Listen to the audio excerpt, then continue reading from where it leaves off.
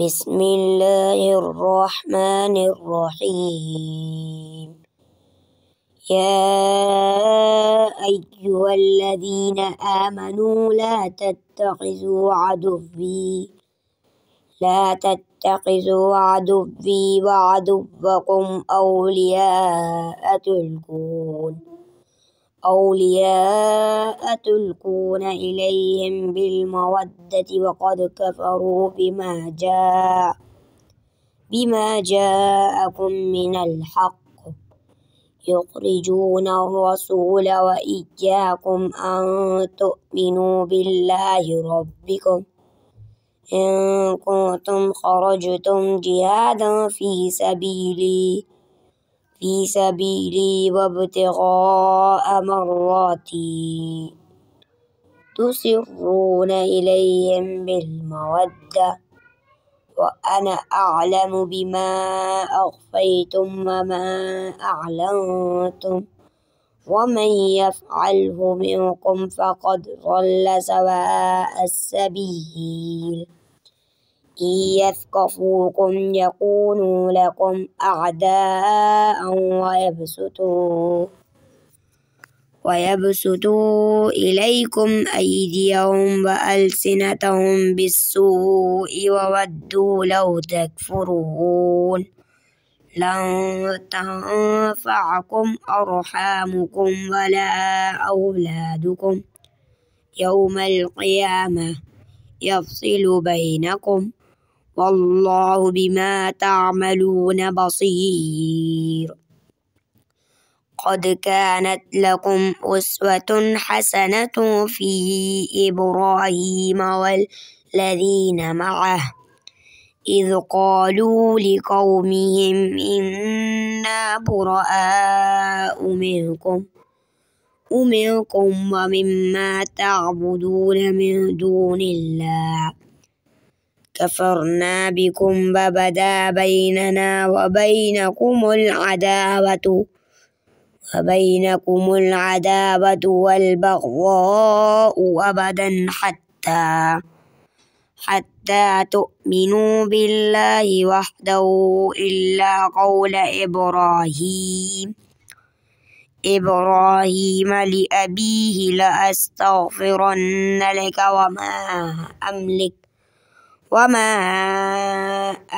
لك من الله من شيء ربنا عليك توكلنا وإليك أنبنا وإليك المصير.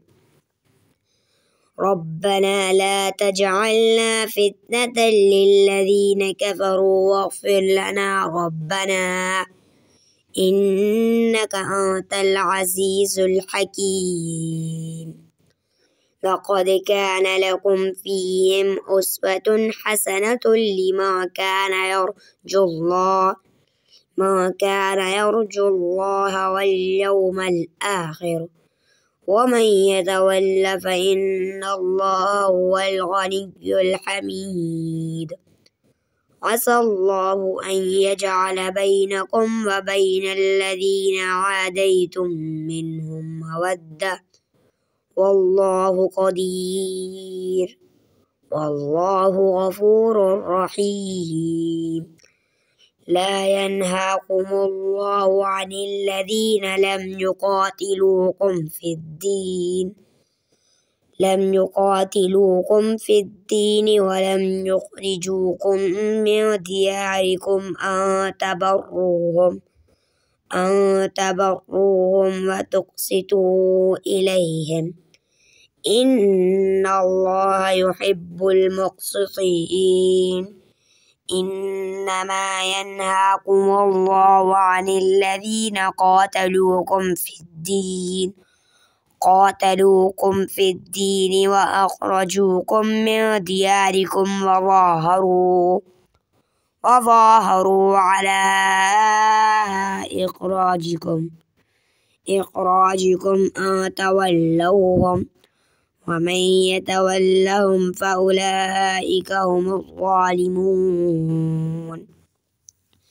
يا أيها الذين آمنوا إذا جاءكم المؤمنات جاءكم المؤمنات مهاجرات فامتحنوهن الله أعلم بإيمانهن فإن علمتموهن مؤمنات فلا ترجعوهن إلى الكفار لا هن حل لهم ولا هم يحلون لهن وآتوهم ما أنفقوه ولا جناح عليكم أن تنكحوهن إذا آتيتموهن أجورهن ولا تمسكوا بعصم الكوافر واسألوا ما أنفقتم وليسألوا ما أنفقوه ذلكم حكم الله يحكم بينكم والله عليم حكيم وإن فاتكم شيء من أزواجكم إلى الكفار فعاقبتم فآتوا الذين ذهبت أزواجهم مثل ما أنفقوا واتقوا الله الذي أنتم به مؤمنون يا أيها النبي إذا جاءك المؤمنات يبايعنك على ألا يشركن بالله شيئا ولا يسرقن ولا يزنين ولا يقتلن أولادهن ولا يأتين ببهتان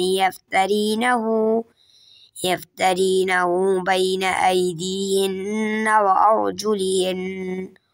وأرجلهن ولا يعصينك في معروف فبايعهن واستغفر لهن الله إن الله غفور رحيم يا أيها الذين آمنوا لا تتولوا قوما غضب الله عليهم قد يئسوا من الآخرة كما